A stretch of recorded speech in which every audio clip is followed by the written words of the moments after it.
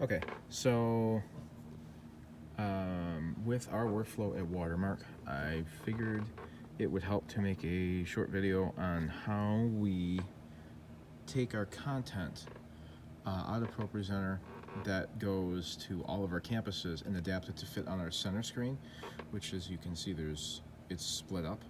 So the issue that we run into is when we put, say, text on it, you can't really read it. It looks really, it like doesn't really work.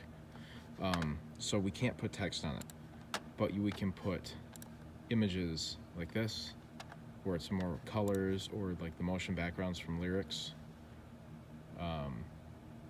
It's kind of washed out on the video here for some reason on the camera, but that is really what this screen is used for, is more of a color palette rather than communicating any sort of text.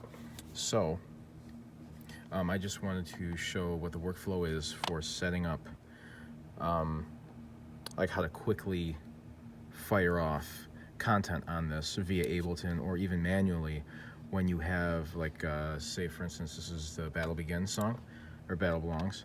So when you click it, now it starts firing text on the screen, right? So we get to this part, like, we don't want that text on the screen. We just want it to stay with this background. Well, with our workflow, we have Ableton sending the same commands to this machine as our back-of-house machine, which is firing lower thirds for our iMeg.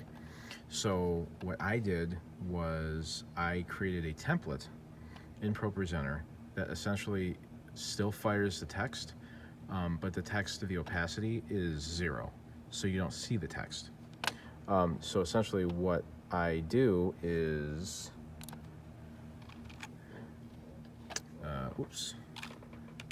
I select all the slides and then apply that template to all of the slides. So right here I have this one, no text, and so essentially it just turns the text to black. So if you watch this during the song, it'll actually trigger all these slides as it normally would, and then when it gets to the part where the video starts to play, the video starts to play, and then so for verse 2 it goes to black and white, and then it'll continue to trigger all the lyrics, but you won't see them on the screen. So then the second chorus, it changes to that background, and so it continues to trigger the lyric slides and the cue commands that are embedded into the slides. So there's a clear background right there. That will all still continue to trigger, but you won't see it on the screen. This is also handy if you had an instance of ProPresenter set up where you didn't want to display the lyrics on the screen, but you wanted the confidence monitor to work. So for instance, if you had, I've done it a couple times where we've had the first slide triggers a lyric video that plays, but we have the band still relying on the confidence monitor. So all of the commands still trigger like your lyric slides like normally, but they don't show up on the main screen, but because the text is still there, it's showing up on the confidence monitor.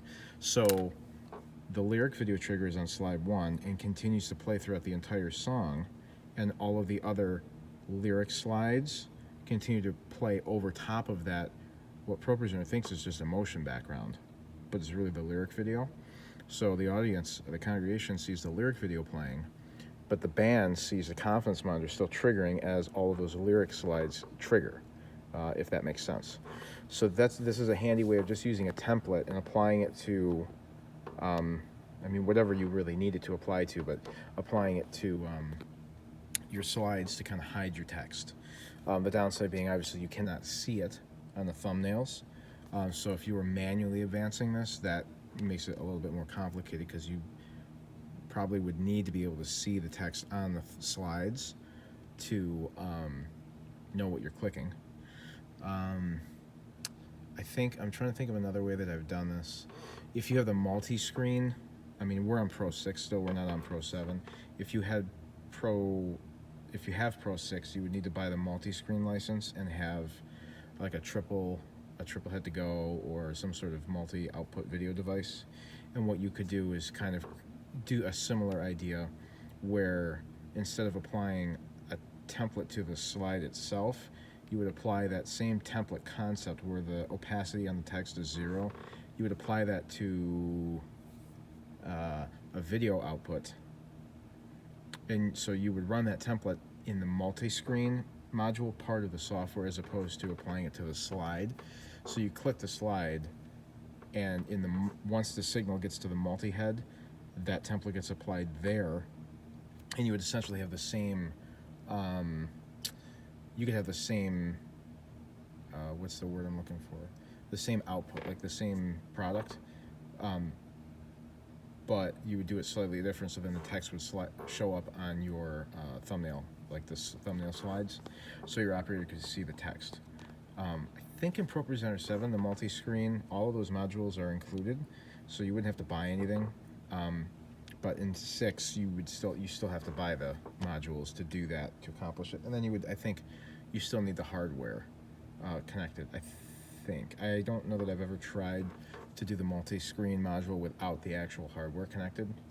So you'd have to mess around with that and try it. But yeah, so that's kind of how we apply that concept in our workflow. It works for us, like I said, because Ableton's triggering all this stuff, so we don't really actually have to see the lyric content on the slides. And this machine isn't running a confidence monitor, just so you're aware. So it doesn't really matter. All this machine is doing is just running our center screen, and it's getting those commands out of Ableton in time with the commands going to our back-of-house ProPresenter that's driving our lower thirds for iMeg. So yeah, that's kind of how this works.